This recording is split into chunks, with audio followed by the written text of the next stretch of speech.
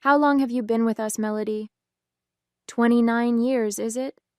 David Langston leaned back in his leather chair, his voice eerily casual. That's quite the accomplishment. 29 years and 362 days, to be exact, I replied, my stomach nodding as I noticed the manila folder on his desk. In all my years at Grantwell Manufacturing, I'd never been called into a director's office on a Friday afternoon. Something was wrong. I'm Melody Reynolds, 61 years old, and until 5 minutes ago, I was the senior compliance officer at one of St. Paul's largest manufacturing companies. I've spent nearly 3 decades ensuring that Grantwell operated within legal parameters, documenting irregularities, and standing firm when others wanted easy solutions to complex problems. My pension was set to fully vest on Monday, just 3 days away. The milestone I'd worked my entire adult life for was within reach. David slid the folder across his polished desk. Due to budget constraints, we're letting you go. His eyes never met mine. Effective immediately. The room seemed to tilt slightly. Budget constraints? Grantwell had just announced record profits last quarter. This is your severance package, he continued, tapping the folder with his manicured finger. Sign by tomorrow or get nothing. HR will escort you to clean out your desk. I should have felt anger, shock, perhaps even the urge to plead. Instead, a strange calm washed over me. This wasn't random. This was calculated, precisely timed to fall before my pension vested. Thank you for the opportunity, I said quietly, picking up the folder. I didn't open it. David looked surprised by my composure, perhaps expecting tears or protests. But I'd spent my career examining patterns, and this one was clear as day. I stood, smoothed my skirt, and walked out with my dignity intact. Janet from HR hovered awkwardly as I packed my personal items, the photo of my late husband Thomas, the potted plant my daughter had given me when she left for college 15 years ago, and the plaque I'd received for 25 years of service. I didn't take much. Most of what mattered couldn't fit in a cardboard box. I'm so sorry, Melody, Janet whispered, glancing nervously toward the security guard waiting to escort me out. This isn't right. It is what it is, I replied, but inside I knew better. This wasn't just wrong, it was potentially illegal. For the past 4 years, I'd been meticulously documenting financial irregularities that had accelerated since David joined the company. I'd sent detailed memos up the chain, flagged suspicious patterns, and even presented evidence of backdated reports. All of it had been dismissed, buried, or returned with instructions to focus on more pressing matters. As I walked through the lobby one last time, the security guard awkwardly held the door. Have a good weekend, Mrs. Reynolds, he said, clearly uncomfortable with his role in this charade. I nodded politely. I believe I will. The drive home felt surreal. 29 years of dedication ended with a manila folder and a cardboard box. The April rain tapped against my windshield as I navigated the familiar streets of St. Paul, Minnesota, past the cathedral where Thomas and I had married, beyond the school where our daughter had graduated, toward the modest home I'd maintained on my own since becoming a widow 12 years ago.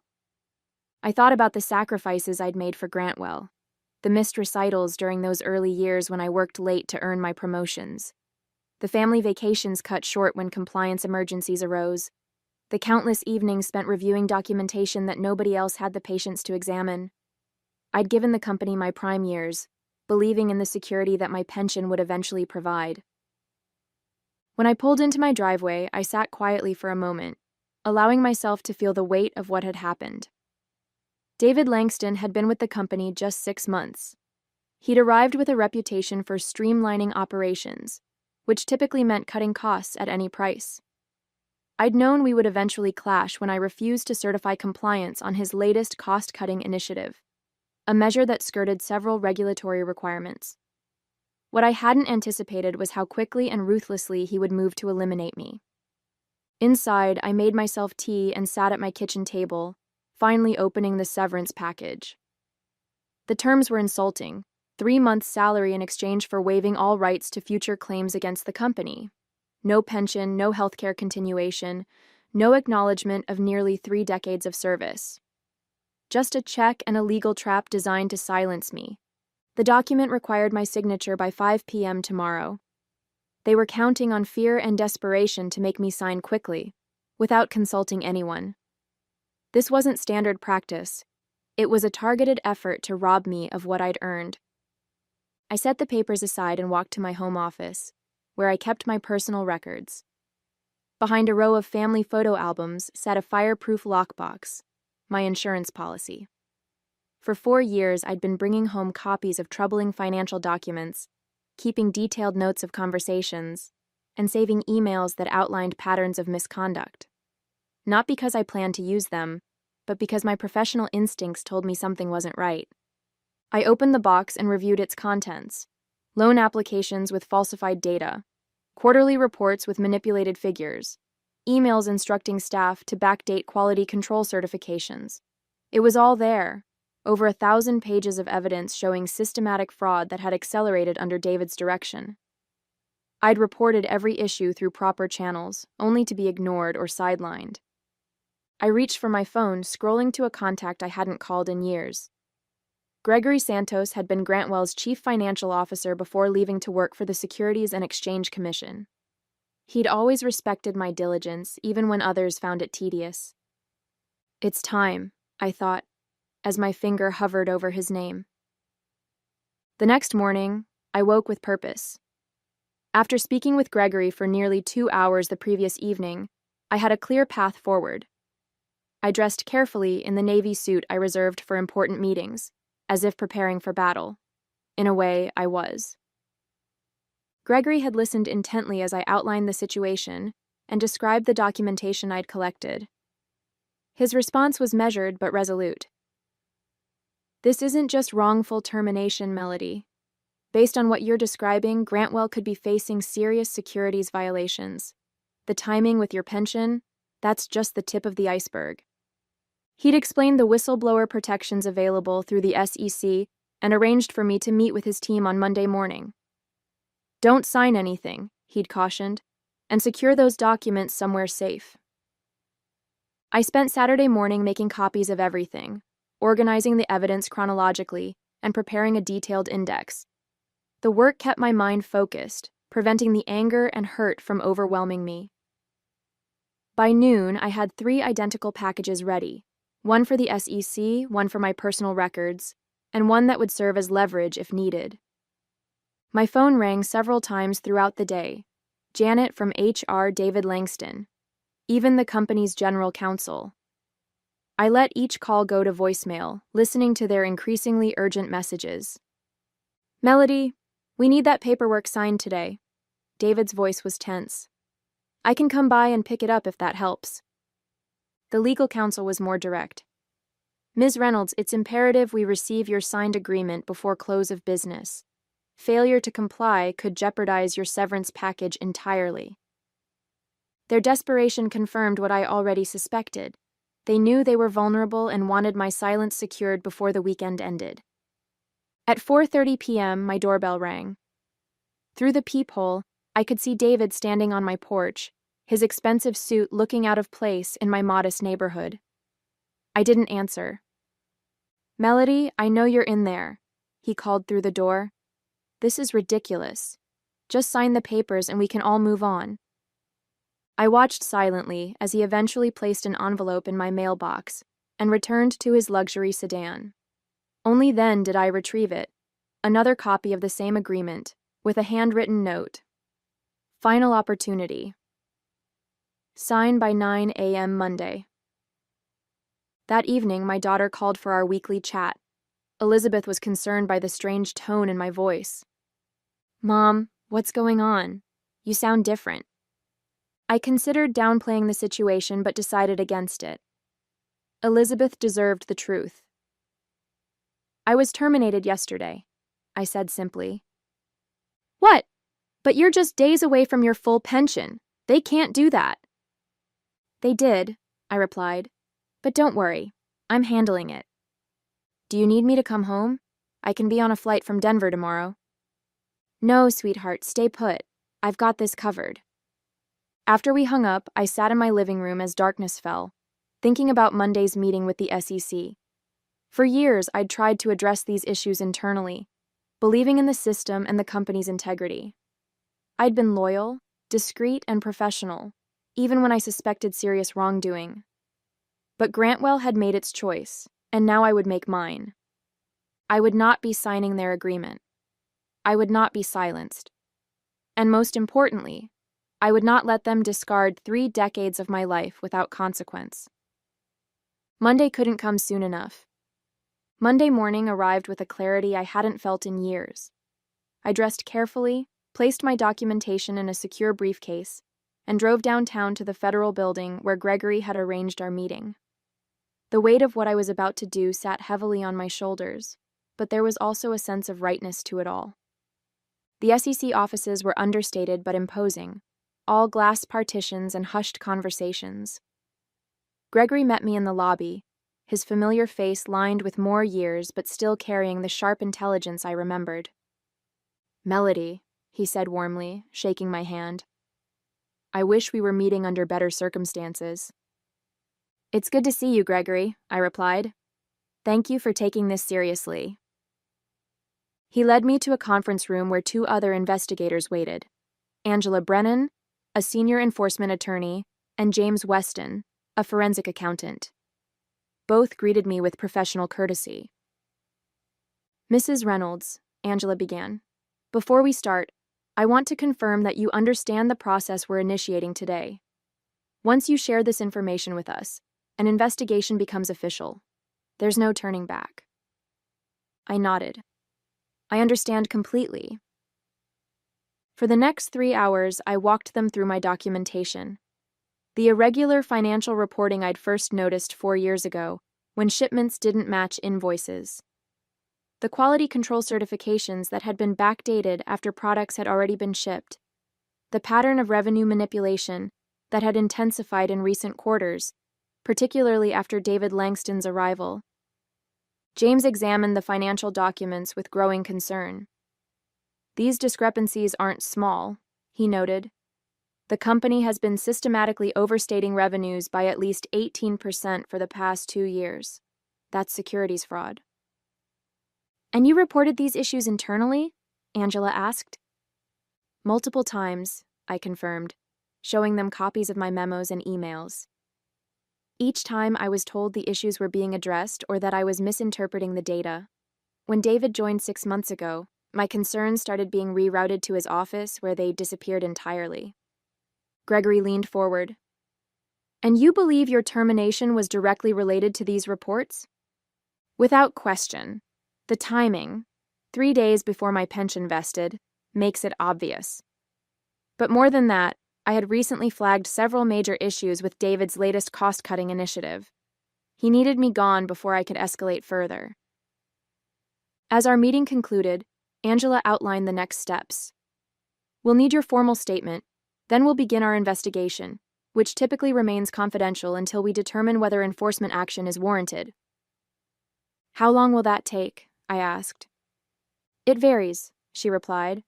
"But given the documentation you've provided and the clear pattern of misconduct, we may move quickly on this one." I hadn't even returned home when my phone rang. It was Janet from HR, her voice trembling.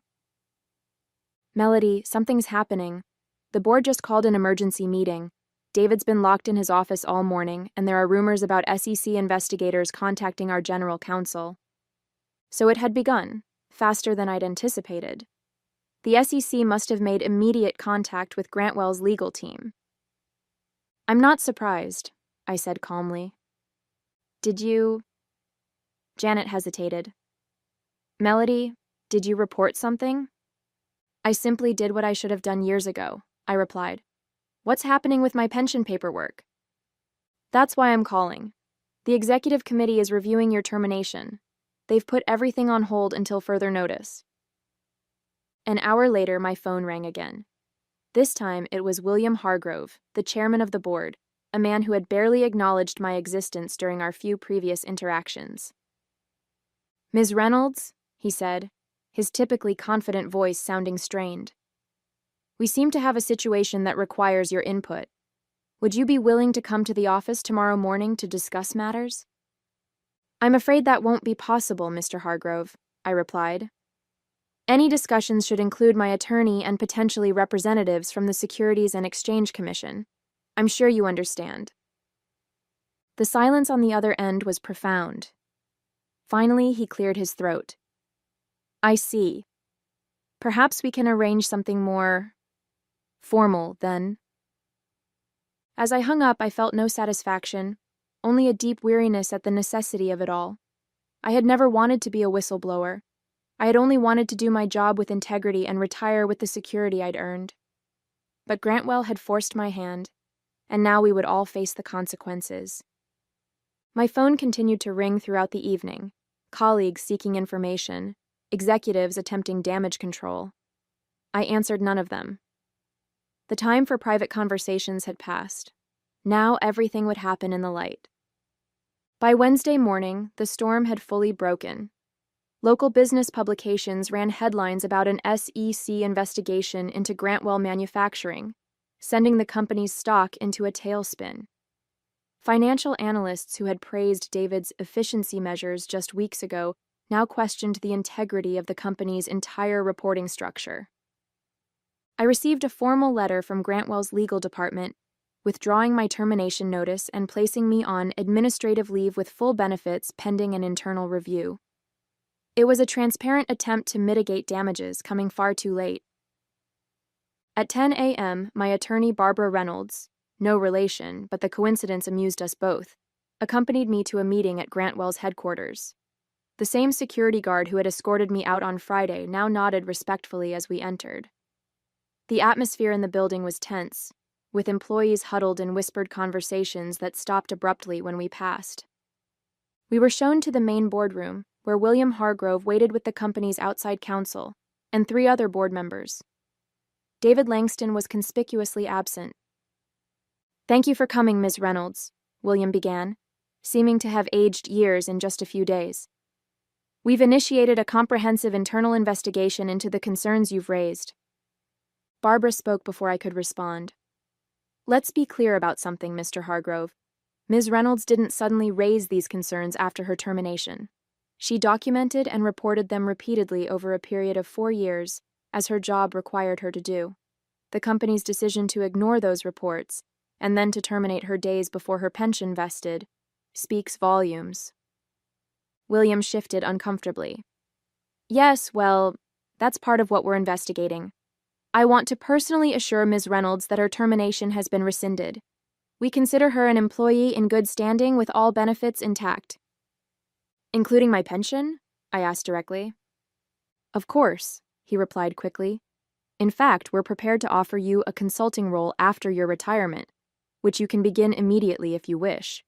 We value your expertise and—" "My client isn't making any decisions today," Barbara interrupted, "and any discussion about future arrangements should be preceded by a full accounting of how her previous concerns were suppressed." The meeting continued for another hour, with the board members attempting to distance themselves from both David's actions and the financial irregularities I'd documented. They painted themselves as victims of misinformation, expressing shock and disappointment at the apparent misconduct. I remained mostly silent, letting Barbara handle the legal maneuvering while I observed their body language. These were people I'd worked alongside for years, yet they'd never noticed me. Not really. Now they couldn't look away, their expressions a mix of fear and newfound respect. As we prepared to leave, William made one final appeal. "Melody, we're hoping you might consider speaking with the SEC investigators about the corrective actions we're taking. Your support would be invaluable." I looked at him directly for the first time. "Mr. Hargrove, I've spent 29 years dedicated to this company's compliance.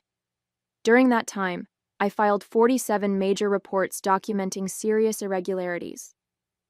I sent 16 memos specifically addressing the issues now under investigation. I requested 9 meetings with executive leadership to discuss these concerns, of which only 2 were granted, and neither resulted in action. At what point in that history did I have your support?" The room fell silent. I'll cooperate fully with both the internal investigation and the SEC, I continued. But I'll be speaking only to the facts, as I always have. Whether those facts support or damage Grantwell will depend entirely on what you do next, not what you say in this room. As Barbara and I walked out, she whispered, "That was perfectly stated." It wasn't until we reached the parking lot that I allowed myself a deep breath. The adrenaline that had carried me through the confrontation began to fade, leaving me drained but clear-headed. This wasn't victory, not yet. It was merely the beginning of accountability. "What happens now?" I asked Barbara as we stood beside our cars. "Now?" She smiled slightly. "Now they scramble to save what they can while the investigation continues. But make no mistake, Melody, they're terrified of you." I shook my head. "They're not terrified of me, they're terrified of the truth. There's a difference." Barbara nodded thoughtfully. "There is indeed. And that difference is why you'll win this, regardless of how it plays out." As I drove home, I wondered what Thomas would have thought of all this. My late husband had always encouraged my meticulous nature, even when others found it frustrating. "Your attention to detail isn't a quirk, Melody," he'd say. "It's a superpower." Perhaps he'd been right all along. By Friday, exactly 1 week after my termination, the story had evolved into a full-blown corporate scandal. The SEC had issued formal requests for information from Grantwell, and an internal memo from William Hargrove announced David Langston's immediate suspension pending investigation. The company's stock had dropped nearly 30%, triggering concerns from major investors and partners. I was no longer just Melody Reynolds' overlooked compliance officer. Business journals now referred to me as a whistleblower and the woman who exposed Grantwell. The sudden attention was uncomfortable, but I remained focused on the process, working closely with the SEC investigators who now had offices set up in a separate building near Grantwell's headquarters. The evidence I'd provided had opened many doors, but the investigation was revealing even more troubling patterns. Gregory called to update me on their progress. "Melody, it's worse than we thought," he said, his voice grave. "The financial manipulation goes back at least 5 years, predating Langston. He accelerated it, but he didn't start it." "I suspected as much," I replied. "There were irregularities I couldn't fully document because I couldn't access certain executive-level reports." "Well, we can access them now," Gregory continued. "And they tell a story of systematic fraud designed to inflate the company's value. The board is claiming ignorance, but at least 3 members had to have known. They signed off on key transactions." This news should have vindicated me, but instead, it left me feeling hollow. The company I'd dedicated my life to had been corrupted at levels even I hadn't fully comprehended. The people I'd trusted with my concerns had been actively participating in the very fraud I was reporting. That afternoon, I received a call from Elizabeth. Her voice was tight with anger. "Mom, have you seen the news? They're trying to discredit you." I hadn't. I'd been avoiding media coverage, focusing instead on the official proceedings. "What are they saying?" I asked calmly. "That Grantwell executive, Langston, gave an interview claiming you had performance issues and were bitter about being passed over for promotion. He's making it sound like you're retaliating because of personal grievances." I wasn't surprised. It was a predictable defense strategy: attack the whistleblower's credibility rather than address the allegations. "It doesn't matter, Elizabeth," I assured her. "The evidence speaks for itself. My performance reviews have been exemplary for 29 years. They can't rewrite that history now." But David was trying to do exactly that. By that evening, several news outlets had picked up his narrative, questioning my motives and suggesting I had manipulated documentation to frame him. It was a desperate move from a desperate man, but it still stung to see my integrity questioned so publicly. Barbara called immediately. "Don't respond to any of it," she advised.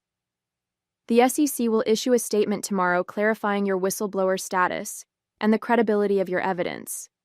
Let the official channels handle this." I wasn't planning to respond, I told her, but I am going to do something else. The next morning, I drove to my local bank and asked to speak with the manager, Tracy Ferguson. I'd known her for years as she handled most of Grantwell's local banking transactions. "Melody," she greeted me warmly. "I've been following the news. How are you holding up?" "I'm fine, Tracy, but I need access to my safe deposit box."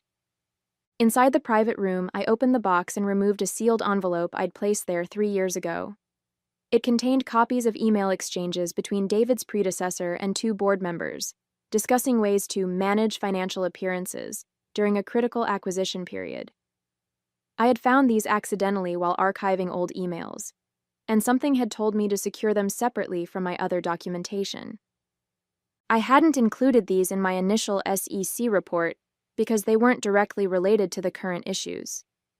But now, with David attempting to undermine my credibility, they provided crucial context showing that the problematic practices predated my concerns about him specifically. I called Gregory immediately.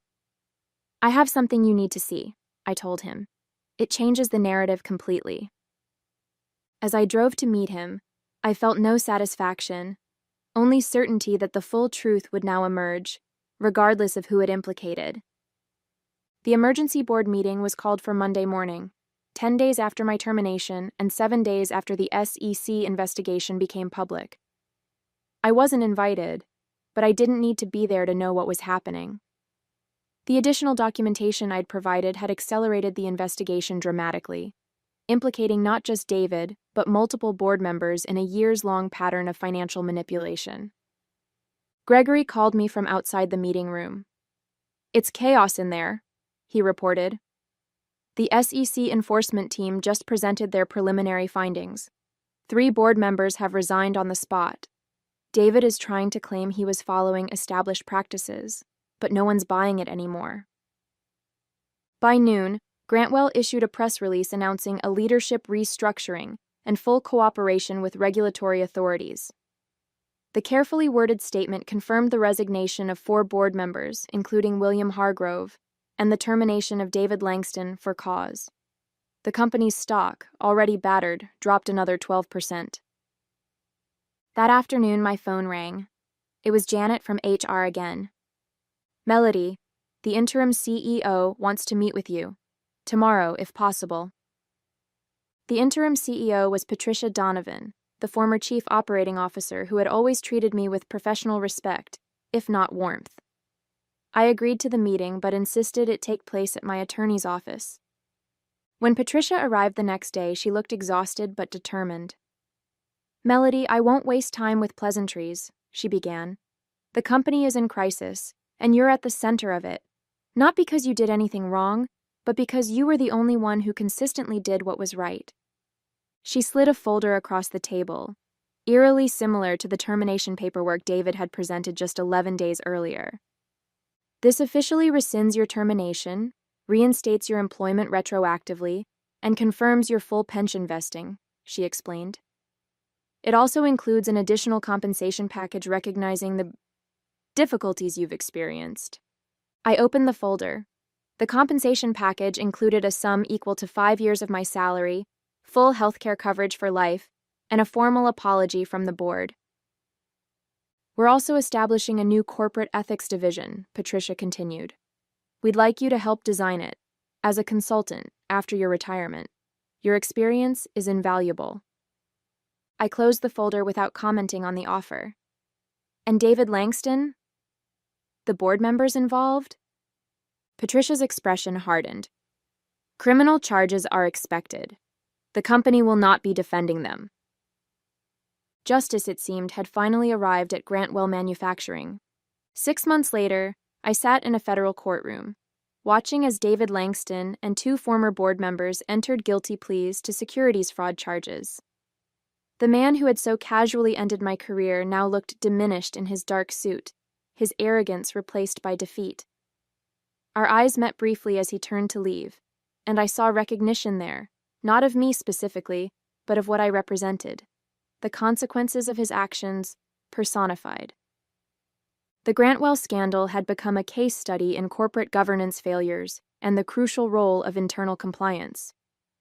I had declined the consulting position with the reorganized company, choosing instead to work with regulatory agencies to develop better whistleblower protocols. My story had inspired other compliance officers to come forward with their own documentation of corporate wrongdoing, creating a ripple effect across industries. The SEC had awarded me a substantial whistleblower payment, 15% of the penalties assessed against Grantwell. Combined with my pension and the settlement, I had more financial security than I'd ever imagined possible. I'd established a scholarship fund for women pursuing careers in corporate ethics and compliance, naming it after Thomas. Elizabeth had relocated to St. Paul to be closer to me, bringing my 2 grandchildren with her. We spent weekends together at my new lakeside home, building memories I'd missed while working all those long hours. One evening, as we sat watching the sunset over the water, Elizabeth asked a question that caught me off guard. "Mom, do you regret staying at Grantwell all those years, given how it ended?" I considered this carefully. "No," I finally answered. "I regret that it was necessary to expose them, but I don't regret my work there. Integrity isn't just about being honest when it's easy. It's about maintaining your principles even when, especially when, it costs you something." Elizabeth nodded thoughtfully. "You taught me that, you know. Not with words, but by example." That, I realized, was perhaps the most meaningful outcome of all. Not the vindication, not the financial security, but the knowledge that my choices had shown my daughter what it meant to stand firm in your values, regardless of the consequences. As for Grantwell Manufacturing, the company had survived, though greatly diminished. The new leadership had implemented stringent compliance protocols and transparent reporting practices. They still sent me their annual reports, perhaps as a reminder, perhaps as an apology. I read them carefully, noting the improved practices with professional satisfaction.